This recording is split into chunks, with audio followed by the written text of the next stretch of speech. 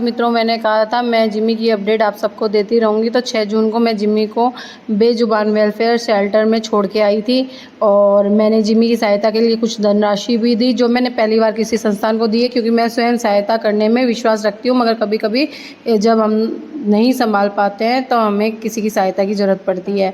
तो street dog मानो तो सबकी जिम्मेदारी है और ना मानो तो किसी की भी नहीं, और ज़्यादातर लोग स्ट्रीट डॉग को अपनी जिम्मेदारी नहीं मानते हैं। 6 जून को इसे छोड़ के आने के बाद 9 जून संडे को मैं जिम्मी को देखने गई। वो काफ़ी आरामदेह महसूस कर रहा था और वहाँ पे एक डॉगी भी आई हुई थी जिसके बहुत बड़ी गांठ हुई थी। सबको सहायता तो मिल रही है और मैं जिम्मी को हर हफ्ते 10 दिन से देखने आऊँगी। और क्योंकि किसी पे भी अंधविश्वास नहीं करना चाहिए, और जिम्मी को यहाँ भेजकर मैं अपनी जिम्मेदारी से मुक्त नहीं हो गई हूँ। ये सोच लेना कि हमें क्या करना है, शेल्टर वाले जाने और उनका काम।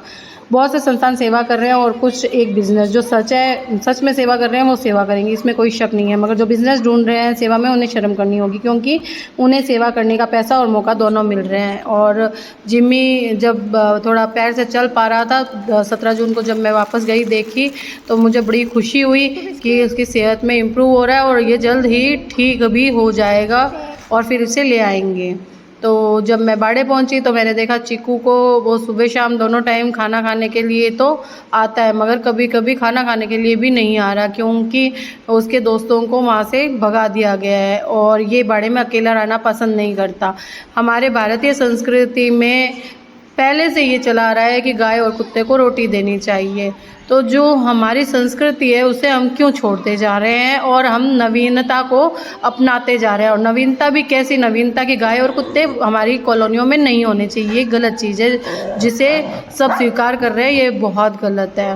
और ये जो लूसी है ये गेट के अंदर से भौंक रही है, क्योंकि बाहर जाएगी तो ये पिट जाएगी। जब मैं इसके साथ में यहाँ खड़ी होती हूँ तो ये जोश खा करके और भौंकने लगती है। इससे लगता है कि मेरा सपोर्ट है इसके साथ में। तो जो पड़ोसी है वो बोल रहे, चौथी बार ये फिर पिट के आई है, मैंने पिछले वीडियो में आपको बताया ही था।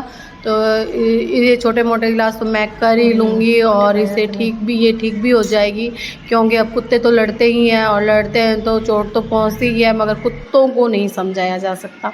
इंसानों को तो समझा सकते हैं, मगर इंसान भी कहाँ समझते हैं और क्या ही कर सकते हैं जब नहीं समझते हैं। तो ये सोचते हैं कि ये ना हो। और अब मुझे फिर से घर चेंज करना है